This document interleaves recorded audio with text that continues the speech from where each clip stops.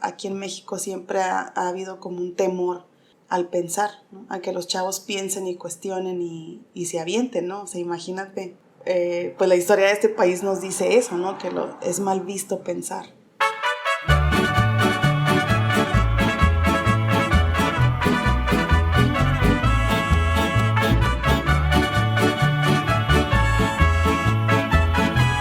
Hola, bienvenidos a todos.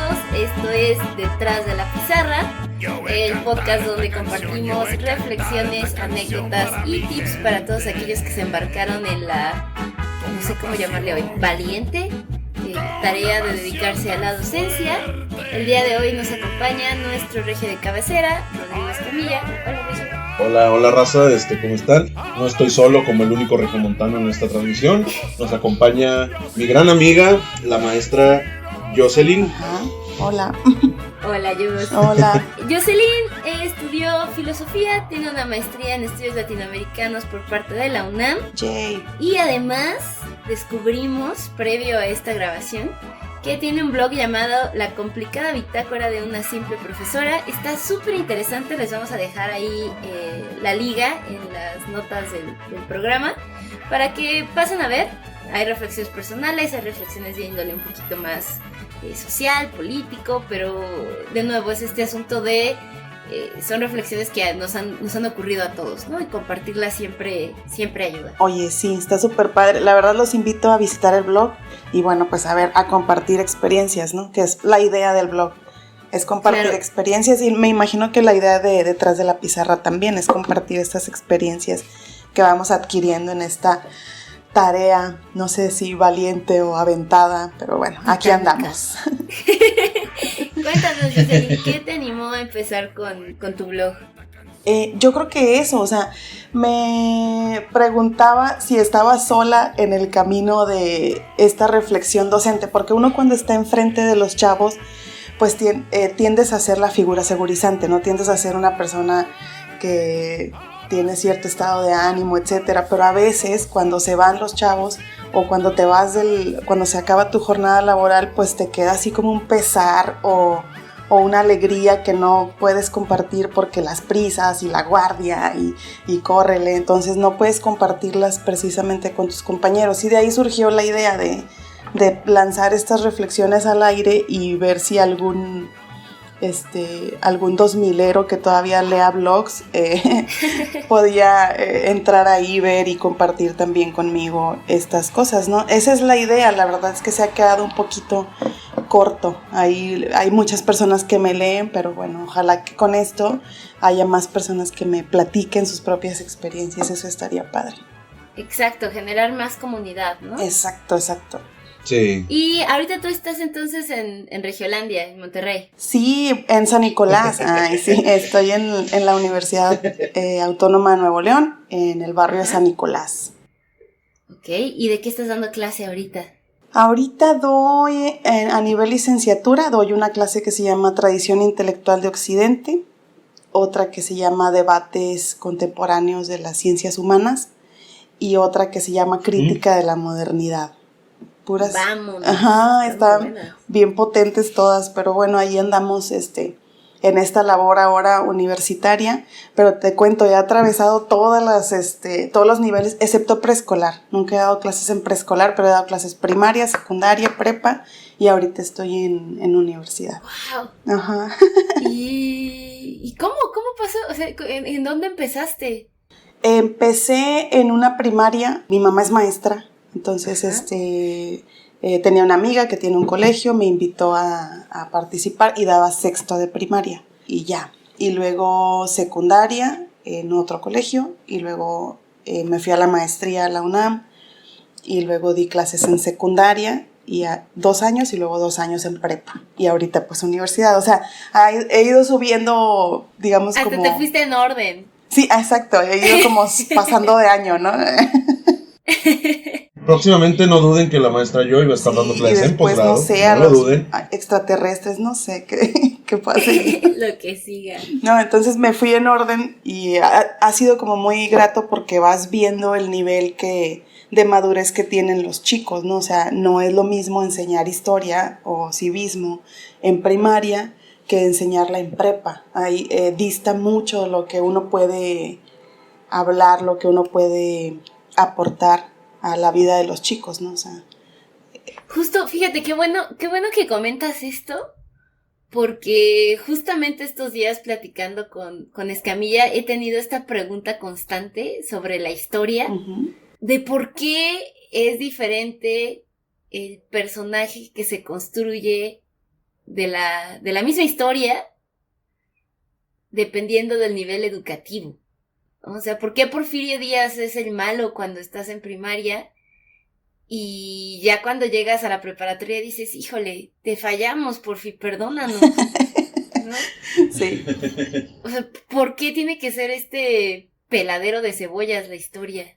Yo creo que incluso, o sea, se hace esta, así, en principio, desde mi perspectiva, así de historiador, se hace esto por el hecho de que no puede haber tanta complejidad a nivel básico. Así como un poco como las matemáticas que te van enseñando primero del 1 más 1, luego ya 1 más 1 menos 5 y así poco a poco. Te fuiste muy loco, de 1 más 1 a números negativos, así, boom. Ajá. Sí, bueno, soy muy malo para matemáticas, entonces también así precisamente, de operaciones básicas a diversas operaciones en un mismo problema y luego ya a una complejidad ya en prepa que ves álgebra y cálculo y eso. También en la historia que ves un poco, esto es azul, esto es negro, esto es blanco y luego ya vas viendo matices de gris, como todo el sistema educativo que hemos tenido. Sí, de hecho yo comparto esa idea porque al principio, o sea, en primaria, cuando vemos historia de México sobre todo, es darles un panorama general, es que se entienda el proceso. Y para para perseguir ese objetivo, lo que vamos haciendo es poniendo en cajitas de clasificación a los personajes, ¿no? Entonces, es en aras de la comprensión de un todo. Es complejo para los chicos entender procesos y entender tendencias o entender la intencionalidad de los personajes. Entonces se cuenta una historia casi como de superhéroes, ¿no? O sea, es casi... Ajá, exacto. Sí. De hecho, yo me acuerdo mucho en el Bicentenario, en los festejos del Bicentenario salió como un cómic y ahí Miguel Hidalgo era así como... Estaban muy... hechos como cómic, entonces parecían así muy atractivos. Miguel Hidalgo con abdominales. Ya sé, sí, así bien fortachón y así con superpoderes. Eso del Bicentenario, de cómo te ponen a un Miguel Hidalgo héroe, incorruptible, como Superman, que es incorruptible. Precisamente esta idea de que que no podía haber mal en él. Y así nos pintaban a Miguel Hidalgo en estas tapitas, esta persona de valores que quería México libre cuando ni siquiera quería un México libre, pero bueno, eso ya será un tema aparte, pero sí esta parte de presentarlo como cómics en cuanto a la ilustración, también esa idea de la incorruptibilidad del personaje. Sí, hay una intención, ¿no? Y los chicos, pues yo no sé si en el Bicentenario se enamorarían de estos personajes, no creo, porque es complejo, son personajes bastante aburridos. Fíjense que ahorita es como, ¡ay, qué aburrido! Estaba pensando en una obra de teatro en Estados Unidos que se llama Hamilton. Hamilton. Ajá, es genial. Ya sí, la amo y la adoro. Es genial, sí, es genial y es un momento histórico en Estados Unidos retratado de manera muy pop y muy, pues muy padre, ¿no? Desde la ópera. Muy actual, sí, ¿no? Exacto, está súper padre. Y en México hubo una que se llama, creo que es Leona Vicario. No, La Corregidora, no me acuerdo cómo se llama la obra de teatro. Ajá. Pero era así como, o sea, era mega aburrida, muy canónica. Entonces es como que no logramos despegar por la misma formación que hemos tenido, no logramos volver a los personajes a una discusión actual. Los tenemos como tan en un nicho, los tenemos como un santo, ¿no? Casi que no lo podemos pensar diferente, que es complicado en México hacer una obra como Hamilton. O sea. Pero lo interesante de Hamilton también es que estas figuras míticas, como tú mencionas, Joy, te presentan que son humanos, o sea, te presentan que cometen errores y como decías hace rato, vas entendiendo de dónde vienen las intenciones particulares de los personajes y cómo eso se fue conjugando. Sí. Y no por eso es material ajeno o inaccesible para generaciones más jóvenes. Sí, y eso es a lo que íbamos, Nadia. O sea, en la primaria pues se enseña así, ¿no? Como más canónico, más casi como figuras míticas, como bien lo decías.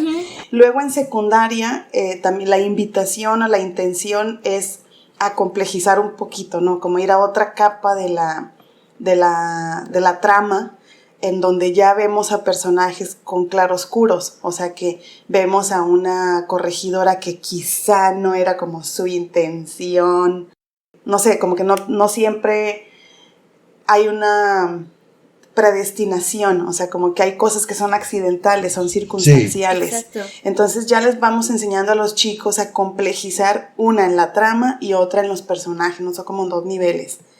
Y eso también nos lleva a partir de que ellos tienen 12, 11 o 12 años, pueden también hacer cuestiones diferentes, pueden cuestionarse si Miguel Hidalgo tiene o no, digamos, las manos limpias, ¿no? O sea, si hay una intención económica o familiar o de otro tipo, de alguna ventaja para él, empiezan ya a cuestionarse, pero también esa complejidad viene con la madurez de los chicos, o sea, los vamos llevando a que una vez que comprenden todo el proceso, básicamente en la primaria, van avanzando en este cuestionamiento del constructo histórico, ¿no? Claro. Y bueno, ojalá que llegáramos al punto, como decía Nadia, de poder hacer algo como Hamilton, donde ya hay una apropiación del personaje, de la trama, del constructo, y a partir de ahí discutir eventos. Discutir lo actual. Ajá, eventos actuales. Yo creo que eso sería un tercer nivel, que sería prepa, más o menos. Ojalá que alguien se aventara la tarea de hacer este brinco, ¿no? Porque realmente también en las prepas es complicado. Las prepas que son parte de la Secretaría de Educación sí tienen Historia de México, ahora la tienen en 2 semestres, o sea, es todo un año Historia de México. Me imagino que un poco tirándole a eso. Y las que son más libres, tipo las preparatorias que están en un sistema universitario, siguen estando en un módulo o en un semestre nada más. Entonces, ahí creo que también la intención de la Secretaría o de las universidades no es esta apropiación, no es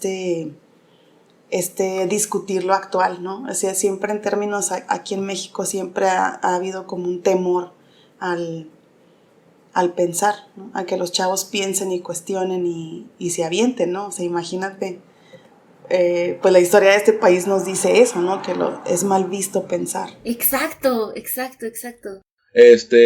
A mí me gusta la forma de dar clases de historia, en donde yo impartí por varios años, donde era historia universal e historia de México en un año, bueno, primero siglo XIX y luego siglo XX, pero en conjunto veías bloques de historia universal y luego lo relacionabas con lo que estaba pasando en México en ese entonces, y es ya a nivel preparatorio, o sea, ya había una mayor complejidad, entonces ya podías ver de que, pues no es nada más de que, como decía yo, y de que Josefa Ortiz de Domínguez estaba predestinada a hacer eso, sino ya había un pensamiento a nivel mundial de ciertas ideas de liberación. Pero sí, la historia de México vista en educación básica siempre ha sido más bien esta idea intocable, totémica, aunque ya sea un poco más flexible, sigue premiando ahorita. No por nada las calles principales en las ciudades, y ahí se voy a meter más una cuestión urbana, las calles principales sean Constitución, sean Revolución, sean Benito Juárez, Miguel Hidalgo, patriotismo. A mí me llama mucho la atención y creo que esto de las calles se puede conectar de cierta forma con la idea que comentaba yo, y de que en realidad a nivel académico se tiene mucho menos contacto con la historia de México en los primeros años que a nivel cultural. Es poco lo que te explican, pero no significa que te expongan constantemente a las representaciones y a un poco como este constructo imaginario de la historia en sí misma, ¿no? Esto que dices de venerar a los ídolos, etcétera.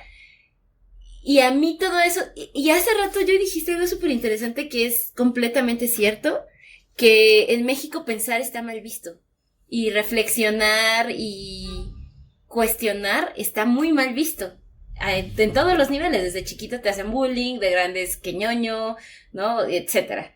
Los que se atreven un poco a esto es el revoltoso, o sea, siempre hay calificativos de el revoltoso, ya vienen estos vagos, no sé, siempre hay como estos calificativos y vienen mucho de este constructo de la historia. Así como que no tienes nada que hacer, ¿no? Deja de estar reflexionando sobre la historia, ponte a trabajar. Pero la pregunta es, ¿por qué nos educan así? O sea, ¿por qué como sociedad estamos educados así? ¿A quién le conviene que seamos así? Porque a nosotros como profesores es nuestra chamba que las cosas cambiaran y que nuestros alumnos realmente salieran preparados y observadores y con esta capacidad de pensamiento crítico y reflexión. Ajá. Sí. La pregunta es, ¿contra qué estamos luchando? Cada país tiene su historia nacional, su historia oficial, que es para legitimar un discurso. Y esto ha existido desde hace mucho. Yo cuando doy clase de Historia de México, que vemos el Porfiriato, les pongo de ejemplo a mis alumnos cómo es que el propio Porfirio Díaz, que se levantó en contra de Juárez, utilizó el discurso de Benito Juárez de enaltecerlo para legitimarse, ¿no? Y así pasa, por ejemplo, en Estados Unidos, como es la veneración a George Washington, la veneración a Benjamin Franklin, que no solamente fue un héroe político, sino fue un científico y de que descubrió la electricidad, un buen de cosas que le atañen. Sí, finalmente funciona como un elemento que cohesiona en términos de identidad. O sea, lo que se busca, o digamos el objetivo, es unirnos a todos en estos valores patrióticos / nacionalistas, donde todos pertenecemos a una misma, en esta idea del siglo XIX de la nación, ¿no? O sea, esta idea de nación, nosotros ya estábamos predestinados a hacer esto y tenemos un recorrido, ¿no?, que hacer y hemos pasado por estas cosas y hemos conquistado la libertad. Ese es uno de los discursos así más republicanos. Digamos que se repite, como dices, Camilla, en varios países, ¿no? O sea, todo un movimiento global, vamos a ponerle, aunque es nada más occidental, europeo y americano, ¿no? Como la construcción de México Tenochtitlan, ¿no? Y como el mito de los aztecas que salieron de las 7 cuevas y tuvieron que salir a conquistar y no tenían un espacio, pero bajó Huitzilopochtli y les dijo, aquí ustedes van a empezar su reino, ¿no? Es su destino, yo les pongo. Entonces, desde ahí está este discurso de legitimar tu espacio porque algo te dijo que ese espacio te tocaba. Desde ahí está esta construcción a partir del mito para esta parte que ustedes comentan, ¿no? Generar cohesión, generar identidad, porque al final de cuentas, nada de, o sea, si nos vamos hasta atrás, pues finalmente la idea de país es un invento, ¿no? Entonces, sí. Tienes que alimentar, digo, tú como filósofa obviamente lo puedes explicar mucho mejor que yo, tienes que alimentar la ficción, porque en cuanto se den cuenta de que es una ficción, todo se desmorona. Sí, todo se derrumba. Un poquito, no sé si Simulación y Simulacro de Baudrillard, ahorita estoy leyendo Sapiens, no sé si lo han visto, es la historia de la humanidad por Yuval Noah Harari, y también lo menciona, ¿no? Dice, lo que nos ha salvado es nuestra capacidad de inventar narrativas, creérnosla y compartirla con otros. Sí, de hecho ese es uno de los atributos de la mente humana mente humana parece redundante, pero la mente humana es la imaginación. Entonces somos capaces de crear estos cuentos y además como vendernos a nosotros mismos como ciertos, es como... Sí. Es un juego. Sí. Es un juego finalmente. Pues hay una frase hay una serie que para mí es la mejor serie, o bueno, mi favorita, que se llama Seinfeld. Y hay una frase que dice un personaje que se llama Josh Costanza, que le dice: recuerda, Jerry, no es una mentira si tú mismo la crees. Y dices, aquí aplica, sin decir que es mentira, pero sí es cierto. O sea, inventamos cuentos que también nos creemos, al final de cuentas. le aumentamos, ¿no? O sea, por ejemplo, le vamos aumentando elementos culturales, el charro, el mariachi, los tacos, el picante, no sé, le vamos como agregando estos elementos que a mí, la verdad, en las fiestas patrias es de lo más, a mí se me hace patético así todo el festejo de el ser mexicano, ¿no? O sea, es como que así los bigotes, el machi, no sé, es como que bye. Pero bueno, es parte de lo que a la mayoría o a la masa le es común y les permite identificarse como parte de un clan. Sí. Finalmente somos clanes, o sea, entonces nos identificamos por nuestros gustos, etcétera, y eso se reproduce luego en pequeña escala, ¿no? También ahorita que estás con dos regios, pues también nosotros tenemos nuestros propios elementos, sí, y los chilangos tienen sus propios elementos, o sea, se reproduce a pequeña escala porque además entendemos ahora a partir del 2000 más o menos que empezó esto de la inclusión de otras realidades, de otros Méxicos, pues también se incluye otras formas de ser mexicano, ¿no? Está lo indígena, está lo norteño, está lo del centro, o sea, hay otras manifestaciones dentro de lo mismo mexicano. Sí. Y eso, por ejemplo, se desdibuja en la enseñanza de la historia. O sea, cuando vemos todo este recorrido, educación básica, media superior e incluso la superior, no vemos esto de las identidades. O sea, lo tratamos como una cosa separada. Yo creo que ahí en otros países se enseña diferente y creo que es parte de lo mismo, es parte de lo que preguntaba Nadia, ¿no? Es la situación de fragmentar, despegar la identidad de los hechos o de la enseñanza de la historia, permite cierto control de este ente maligno, ahí sí, o de la mano negra, o del gobierno, o del sistema, o sea, como le quieran llamar, pero siempre hay algunos intereses, ¿no? Que no permiten que se enseñe o se invite al pensamiento y al trasladarlo a las problemáticas actuales, ¿no? Sí. Pues precisamente esto es muy evidente cuando hay un cambio de gobierno. Ves a quién enaltecen y a quién no. Por ejemplo, me acuerdo que no es casualidad que de la entrada de 2000, del 2000 para acá, donde ya hubo alternancia en el poder político, se enaltecen ciertas figuras o se empieza a cuestionar si en realidad eran tan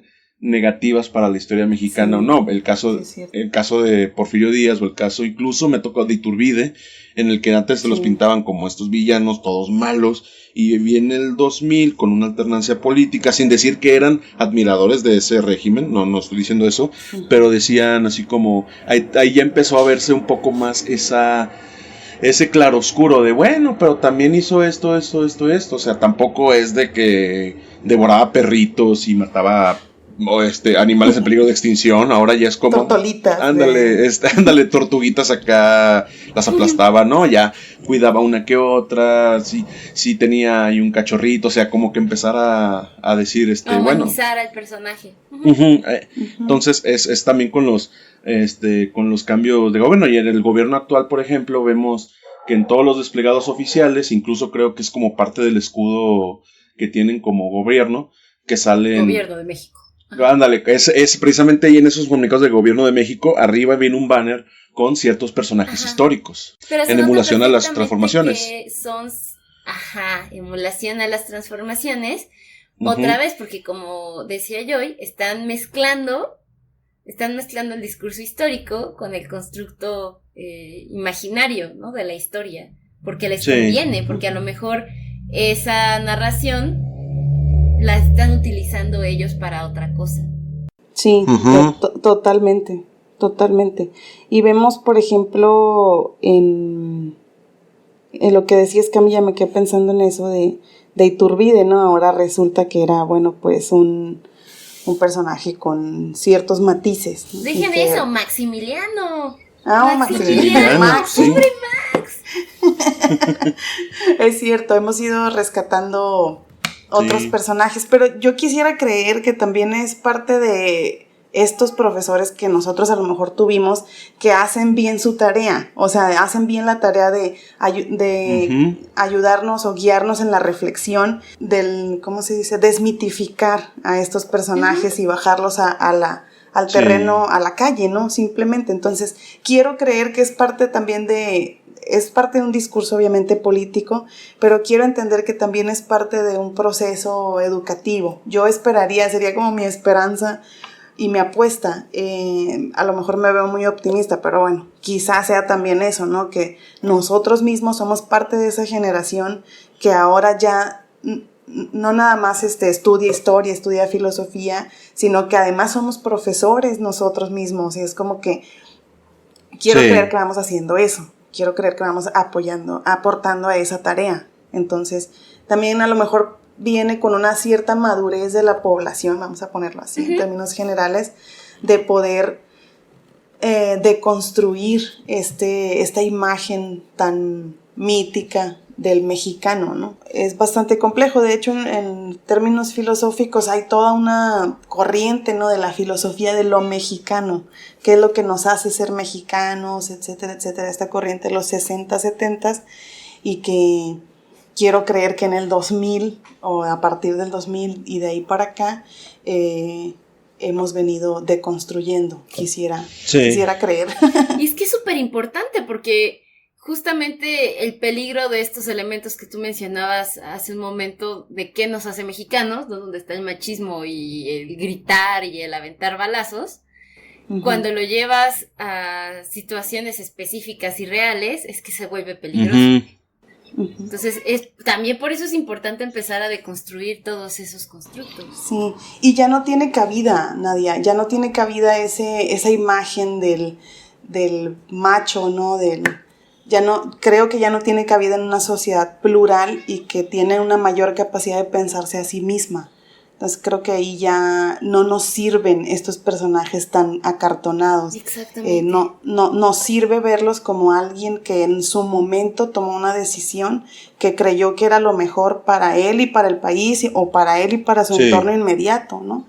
Entonces creo que eso también es bastante importante. Ya no es útil ese discurso. Y por eso lo desechamos como sociedad. Yo me acuerdo que pues el referente mexicano, digamos, a nivel internacional, que se enfatizó mucho en las películas del cine de oro mexicano, y no estoy criticando el cine de oro mexicano, por algo tiene su legado, pero sí estos, a veces personajes, muchas veces, porque sí hay películas donde hay excepción, un personaje muy bidimensional. Es un macho borracho y esa fue la imagen del mexicano por mucho tiempo, y ahorita pues es el decir, bueno, a este personaje le puedes agregar por qué está tomando, y tal vez pues no es pues las nuevas, vamos a ponerlo al México actual, las preocupaciones de precisamente cómo es que pues la situación económica, la situación de violencia, la situación política, entonces ya le das una mayor complejidad. Y otra cosa el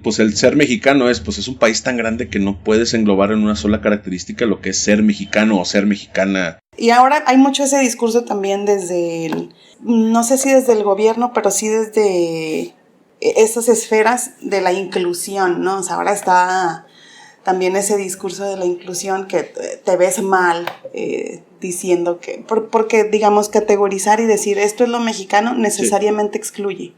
O sea, no podemos entrar todos. Entonces, de hecho, no sé si se han fijado, pero hay esta categoría de los whitexicans. Sí. Entonces, entonces hay gente que no se identifica, pero no se identifica para excluir. O sea, si yo no soy eso, yo no como enchiladas y chiles en nogada, o sea, yo no soy eso, ¿no? No soy esa parte, no soy Yalitza Aparicio, yo no soy eso. Y se excluyen y hacen otra categoría, porque esa discusión está de quiénes identitariamente somos mexicanos y quiénes no, quiénes nos incluimos en el discurso y quiénes no. Entonces, categorizar en eso ha sido muy peligroso. De hecho, creo que es de lo más nefasto que ha ocurrido en la historia del siglo XX, ¿no? Ajá, sí. Sí, o sea, es necesariamente excluyente, necesariamente volver márgenes a pues ciertas zonas, ¿no? Entonces eso ha sido bastante peligroso, pesado en la historia de México. Y también, por ejemplo, cómo se ve la historia de México con lo que no se quedó México, que es El Salvador, Guatemala, esa parte que pertenecía al menos en el 24 pertenecía a México. No me acuerdo si en ese tiempo se separaron, los 20, pero sí. bueno, hay una parte del virreinato que no se quedó en el territorio mexicano, o sea, no compartía esto y se separaron, ¿no? O sea, ¿cómo ven esa historia? ¿Cómo construyeron sus identidades a partir de ya no pertenecer al virreinato, ¿no? Eso está también bien curioso, porque sí, la historia nacional nos obliga a vernos a nosotros mismos. En ciertas regiones. Como diferentes, ¿no? Creo que lo interesante entonces es qué valores se pueden extraer de las narraciones históricas, ¿no? Por ejemplo, el Pípila, valor.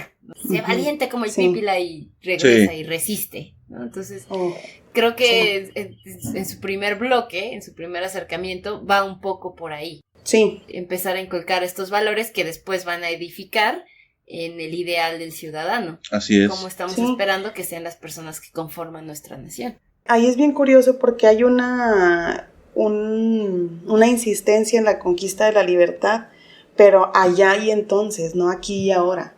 Uy, sí. Allá era importante conseguir la libertad y no sé qué, pero ahorita no. No, y ¿sabes qué? Es como, allá era importante conseguirla y ya se consiguió. Ya no te tienes que preocupar por eso, ¿no? Exacto. Entonces también es un discurso que apacigua. Sí, exactamente. Es como, pues ya se hizo, o sea. Entonces esto, y fíjate que ligándolo con la 4T, pues es eso, ¿no? O sea, es como volver a este discurso de la conquista, pues ahora de los derechos, que es lo que continúa, ¿no? Y entonces ligarlo con los valores, qué tipo de valores estamos inculcando o qué tipo de valores se quieren inculcar a partir de la enseñanza de la historia. Uy, pues ahí está es la pregunta del millón. O sea, a lo mejor nosotros podemos contestar ahorita, pero la verdad es que debe existir una propuesta diferente. O sea, por ejemplo esto, o sea, de la conquista de tus derechos, ¿por qué tiene que ser peleado? ¿Por qué tiene que ser así a través de una épica, ¿no? O sea, ¿por qué no puede ser por la vía del diálogo y así como de la negociación? No, tienes que luchar, resistir. Porque es lo que te enseñaron. Ajá. Entonces, sí, te digo, en primaria puede ser esto de el valor, pues también con los niños héroes, ¿no? También que no hemos tocado ese tema que también se festeja en este mes, pero es como esa historia y los niños, así, pues no sé si ustedes se acuerdan, pero teníamos las estampitas así chiquitas. Sí. Sí, como dicen los de la Ciudad de México, las monografías. Nosotros la estampita. La estampita en la pape. Entonces ibas y la comprabas y tenías que hacer ahí la historia de los niños héroes. ¿Qué nos está comunicando ahorita?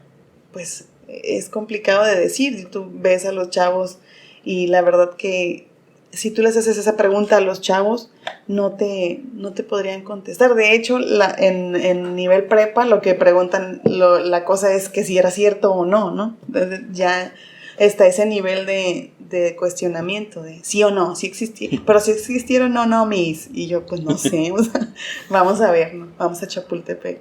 Sí, es complicado. Yo diría que los valores que quieren, digamos, inculcar o reproducir es esto, o sea, la libertad, el perseguir ideales nobles, ¿no? O que ellos persiguieron ideales nobles, pero ya, creo que en esos términos la historia no puede ser maestra, creo, o sea, en esos términos de civismo, ¿no? O sea, creo que es un poco complicado, porque como decía Nadia, pues ya se conquistaron y ya tú no tienes que hacer nada. Sí, en vez de, como decías, invitar a la reflexión en niveles más avanzados, a lo que te están invitando es a ya no te ocupes de esto, ¿no? Pero por eso estamos esperando a que venga Lin-Manuel Miranda a ayudarnos con el Hamilton mexicano. Hay que buscar propuestas de quién sería nuestro personaje principal. Y que realmente podamos empezar a explorar y tener una relación más real pero también más enriquecedora con la historia, ¿no? Es como cuando ya pasó la fase del enamoramiento y te empiezas a dar cuenta que tu novio también ronca y dices, bueno, sí, está bien, de todos modos lo quiero, pero ahora lo quiero más porque lo conozco mejor, ¿no? Entonces creo que tenemos que llegar a esa etapa con nuestra propia historia, sí, para realmente empezar a ver qué más podemos entender de ahí, ¿no? Si realmente, como ustedes dicen, somos un cúmulo de personas que han sido mexicanos, bueno, ¿cuáles son nuestros comportamientos? ¿En qué patrones negativos o destructivos estamos cayendo como nación? ¿No? Hasta que no nos hagamos conscientes de, mira, siempre nos chamaquean de esta manera, pues nunca lo van a dejar de hacer. Sí, es que es lo que te digo, o sea, ahí tristemente la historia como disciplina pues no es, digamos, no tiene como esta función, ¿no? Porque siempre desdibuja, siempre nos enseña, obviamente son acontecimientos que ya pasaron, pero cómo trasladar al menos esa reflexión, yo creo que puede ser desde la filosofía, cuestionar incansable, ¿no? Llevar al límite el argumento, empujar la premisa hasta sus últimas consecuencias, ¿no? Entonces creo que ahí pueden conjugarse estas dos materias o estas dos disciplinas, que es la historia que nos ayuda a entender procesos y acontecimientos, pero además identidades y todo este paseo del ser humano en su trayecto por esta vida, y la filosofía ayudando a el cuestionar, o sea, el repensar las cosas y verlas desde diferentes ángulos. Yo creo que ese sería, digamos, de cierta manera mi conclusión con estas dos disciplinas. Estoy de acuerdo. Sí, pues pues sí, yo concluiría que no hay que temer al hecho de las ambigüedades en un personaje, en un evento, en una época. O sea, así como por muchos años existió, es que en la Edad Media hubo puro retroceso, no hubo avances científicos. No, sí los hubo. Y hubo avances en las artes, y hubo avances simplemente en el caso de la historia de México, pues, o bueno, la historia nacional en cualquier país, pues precisamente de que tú tienes tus héroes, no por el hecho de que digas que estos héroes lloraron o que estos héroes iban al baño, perdón por poner el ejemplo muy vulgar, pero pues seguían siendo personas, seguían siendo personas con preocupaciones que en cualquier momento se podían morir. Es un poco, yo les decía, no hay que temer que haya personajes que tampoco es que hayan hecho todo lo más bueno y perfecto y que por lo mismo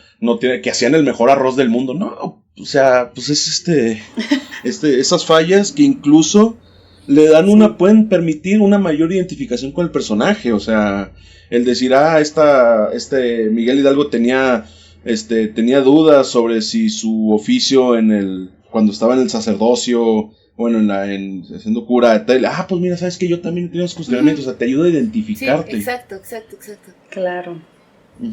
Pues la otra pregunta que también lanzaría aquí a la mesa es, ¿qué papel tenemos los maestros, no? O sea, que estamos en esta tarea, o sea, ¿cuál sería el ideal del profesor de historia? Yo también creo que tenemos que cerrar por ahí. De lo que ustedes han dicho ahorita, han hablado de entender que no vas a entrar con el mismo nivel de profundidad con tus alumnos simplemente porque no tienen el mismo nivel de madurez, ¿no? Comentaba yo, y primaria, entender los procesos, entender el recorrido. Secundaria, empezar a complejizar tanto personajes como trama. Y el ideal hacia la preparatoria sería ya invitarlos a la reflexión y la vinculación con lo que está ocurriendo en la actualidad, ¿no? O sea, de entrada por ahí. Sí. Y la otra parte que sí platicamos, pero no lo dijimos así tal cual, es que aunque no estemos de acuerdo con las construcciones imaginarias, pues no tampoco podemos llegar y destrozarlas y decirles, a ver, chicos, si tiren todo su pozole, ¿no? Porque sí necesitamos esas construcciones para la cohesión como nación. Así es. Es cierto, ¿no? Es cierto. También hay que pensar en las tías, o sea, ellas hacen con todo su cariño en la noche mexicana. Sí, no, o sea, sí.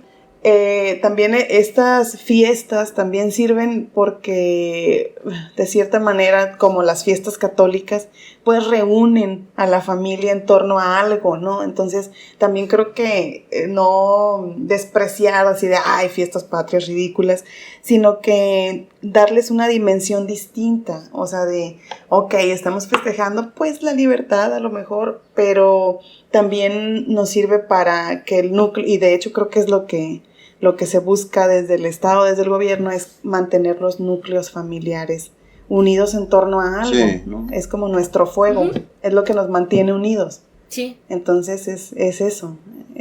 También no satanizar, ¿no? A las banderitas y el papel picado y la matraca, ¿no? O sea, el pozole, como dice Nadia. O sea, también tiene su función social este tipo de fiestas. Ajá, ¿no? Exacto. Y sí, o sea, sí es cierto, tampoco satanizar de decir nos han mentido toda la vida. No, son discursos que se manejan como todos tenemos nuestros propios discursos que manejamos. Simplemente cuando contamos alguna anécdota, especialmente alguna donde haya alguien que haya hecho mal y a ti te afectó o al revés, tratas de tú estar lo mejor parado posible a contárselo de esa manera a quien a quien se lo estás contando. Es una cuestión de, pues, estás manejando un discurso en el que tú quieres verte como la persona que hizo el bien o que hizo el menor mal posible, cuando puede ser que tus intenciones eran otras, no sé. Exacto. Uh-huh. Sí, es cierto, Esca. Fíjate que volviendo a la pregunta de Nadia que... a la pregunta de Nadia. Espera, es mi propia pregunta. Ay, qué vergüenza. No, pues eso, ¿no? O sea, la función que tenemos como profes, una, es invitar. O sea, siempre invitar a la reflexión y a conocer más, sí, ¿no? En términos de historia y de filosofía, o sea, en los dos ámbitos, digamos. Y la otra, yo creo que nuestra función también es tratar a los chavos como personas dignas de la verdad. O sea, no enseñarles así como, no, Miguel Hidalgo es bueno. Hay que tener mucho cuidado cuando eres profesor, porque tus propios prejuicios y tus propias cosas, tus propios conclusiones pueden manchar un poco su proceso, ¿no? También respetar mucho su proceso, pero no mentirles. O sea, como hace rato creo que Nadia envió su pregunta por WhatsApp, ¿no? ¿Por qué nos han mentido? Bueno, eso yo creo que el papel de nosotros como profes es cortar con eso. O sea, vamos a ver la historia como de otra manera, como no te la han contado, como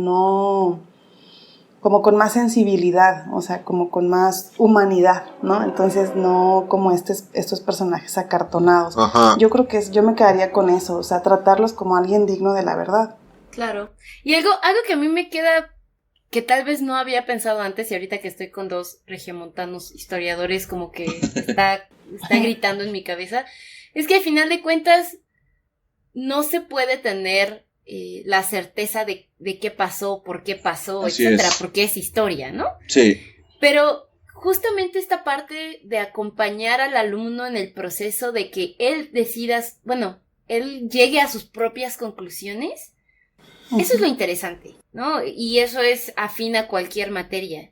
Si yo llego y te doy la conclusión, no te estoy dejando aprender nada, te estoy compartiendo algo que yo sé. Pero para que realmente aprendas y aprovechas esta interacción que estamos teniendo profesor-alumno, mi único trabajo es compartirte los elementos para que tú generes tus conclusiones, ¿no? Para que tú los conectes y generes tu propio aprendizaje sobre esta situación que te estoy compartiendo. Y hasta ahí. Sí. ¿No? Sí. Entonces, sí, también acostumbrarnos a no hablar desde absolutos. Eso. Parece que esto pasó por esta forma y las cosas apuntan a que esto estuvo así, pero no llegar hablando con los pelos de la burra en la mano. Oye, sí, fíjate que yo tuve una experiencia así bien fea con una compañera que daba la clase de historia. Ella llegaba con esos prejuicios, ¿no? O sea, de malditos españoles y no sé qué, o sea, como con eso, y la verdad me aterrorizaba, por eso les lanzaba la pregunta, porque es como que llegar con tus propios monstruos, sí, ¿no? Y me quedé pensando porque es una persona que tiene más edad que yo. Entonces, pensaba que tal vez ella estaba reproduciendo lo que a ella le habían enseñado.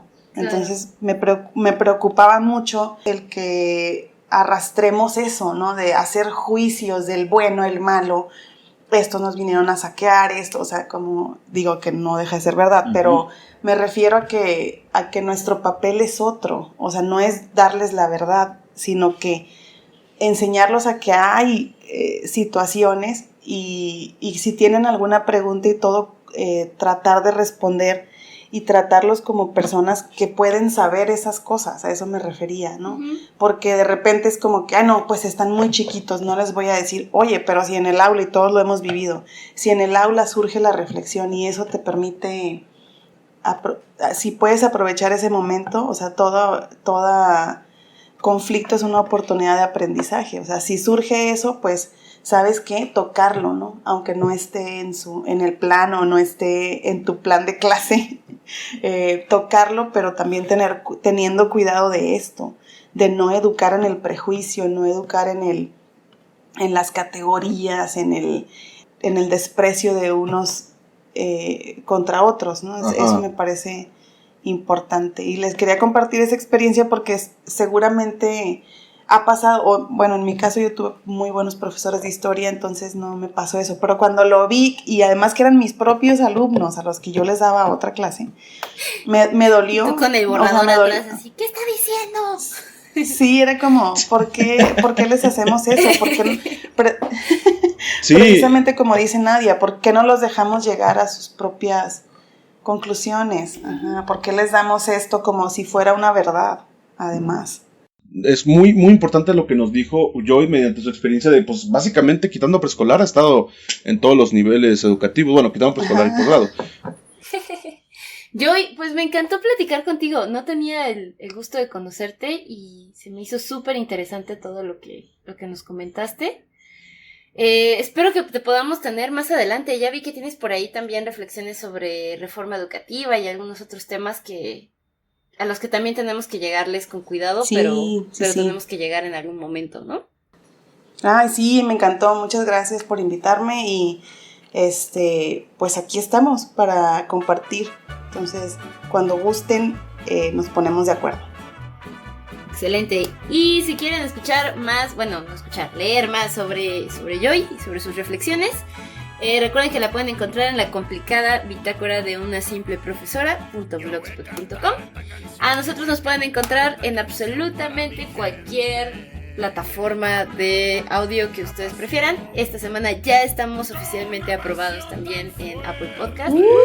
Es una gran noticia. Y entonces ya, oficialmente ustedes escriban detrás de la pizarra podcast y nos van a encontrar. Perfecto. Sí, ya estamos trabajando también en la página web para poder tener toda nuestra información reunida en un solo lugar en caso de que ustedes sean unos grinches de las redes sociales y no quieran entrar a Facebook. Y pues sería todo. Me voy muy contenta con el programa de hoy. Creo que voy hasta a disfrutar más como la semana de rituales patrios. Del pozole. Bueno, ya. Ajá, ya le encuentras más sentido, ¿no? Bueno, no estoy de acuerdo, pero sírveme otro plato, tía. Pues así es esto, ¿no? O menudo en el norte, menudo en Monterrey. Bueno, muchas gracias por escucharnos. Nos vemos cada martes. Disfruten o no disfruten de acuerdo a la conclusión que hayan llegado de estas fiestas patrias. Nos vemos entonces el próximo martes. Hasta luego, raza. Hasta luego, raza. Sobris. Bye.